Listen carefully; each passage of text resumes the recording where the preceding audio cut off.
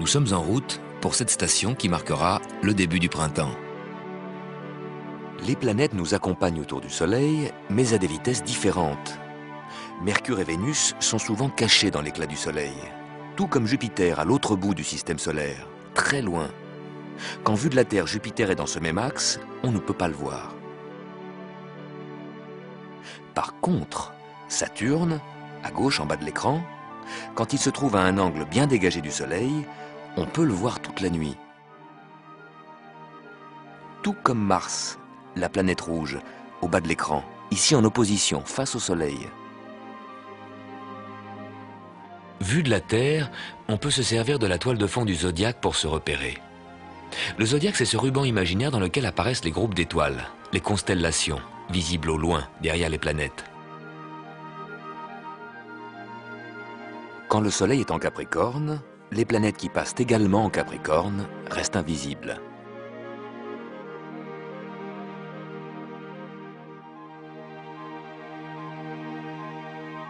De jour, on ne peut pas les voir parce qu'elles sont trop près du Soleil.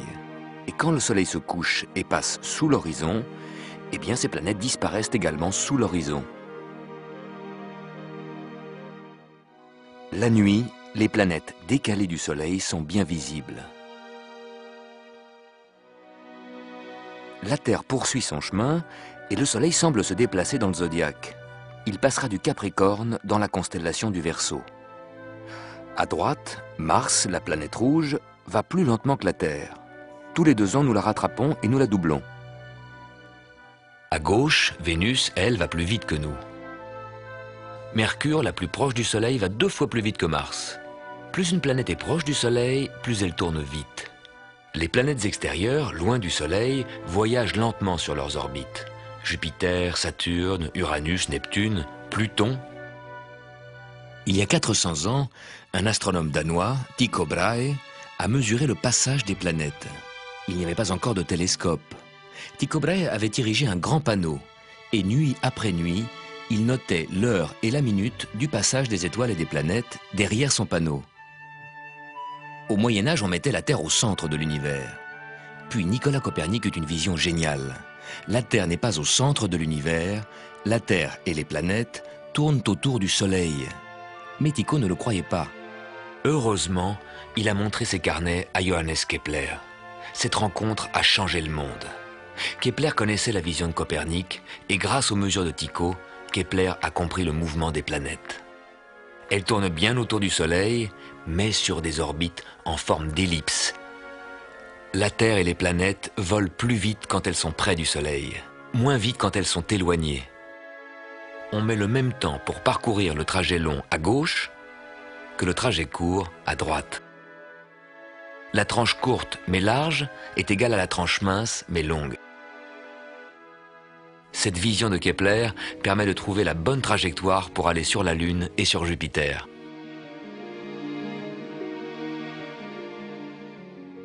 Mais notre calendrier aussi dépend des lois de Kepler et de la vitesse variable de la Terre. Et plus on est près du Soleil, plus on va vite. Cela modifie l'horaire de notre voyage autour du Soleil.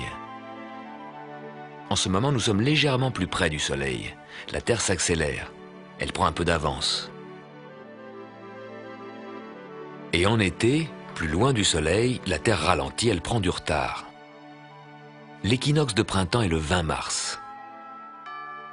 L'équinoxe d'automne, le 23 septembre. La Terre arrive à l'équinoxe d'automne avec 7 jours de retard. Pour parcourir cette moitié été de son orbite, la Terre met 7 jours de plus que pour parcourir la même distance de cette moitié hiver. La loi de Kepler n'est donc pas un truc abstrait pour astronomes, mais concerne directement notre calendrier. En ce moment, nous sommes ici. On prend de l'avance. Tous les 2 ans, Mars ne suit plus le mouvement des autres planètes. Il commence à revenir en arrière. Normalement, Mars progresse devant la toile de fond des étoiles lointaines, devant le zodiaque. En 97, on pouvait voir Mars passer devant la constellation des Gémeaux, du Cancer, du Lion, et glisser vers la constellation de la Vierge. Mais là, au lieu de passer en Vierge, Mars revient vers la constellation du Lion. Du temps où les hommes plaçaient la Terre au milieu de l'univers, on avait déjà remarqué les boucles que faisait Mars et on échafaudait des théories compliquées sans pouvoir expliquer cette marche arrière. La vision de Nicolas Copernic expliqua tout de la manière la plus simple. La Terre tourne autour du Soleil, Mars également. La Terre va plus vite que Mars et la dépasse. Et pendant ce dépassement, Mars, devant la toile de fond des étoiles, semble rétrograder. Au bout de 2 mois, Mars reprend sa course habituelle qu'il n'a en réalité jamais inversée. Et après 2 ans et 2 tours autour du Soleil, nous retrouvons Mars pour la doubler. La Terre peu à peu rattrape Mars, la manœuvre de dépassement commence, par rapport aux étoiles du zodiaque, Mars recule, après le dépassement, Mars reprend son chemin. Et grâce à la vision de Copernic, Mars tourne autour du Soleil sans faire de boucle. Chaque mois, la Lune qui tourne autour de la Terre s'aligne avec le Soleil. C'est la nouvelle Lune. La nouvelle Lune nous apporte les grandes marées. L'eau des océans est attirée par la Lune et forme, du côté de la Lune, un bourrelet de grandes marées. Chaque jour, la Lune passe 50 minutes plus tard que la veille.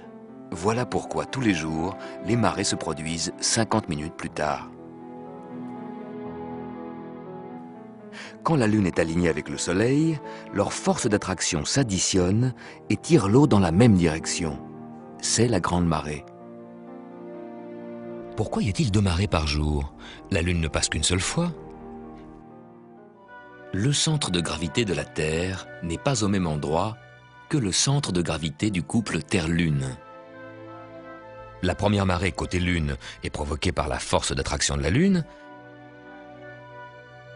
En même temps, de l'autre côté de la Terre, il y a une deuxième marée créée par les forces centrifuges. De plus, l'orbite de la Lune est une ellipse. Parfois la Lune est proche, parfois elle s'éloigne. Plus elle est proche, plus la marée est forte. Et quand la Lune passe au plus près de la Terre, précisément le jour de la nouvelle Lune, ça produit les marées les plus fortes de l'année, parfois même plus fortes que les marées d'équinoxe.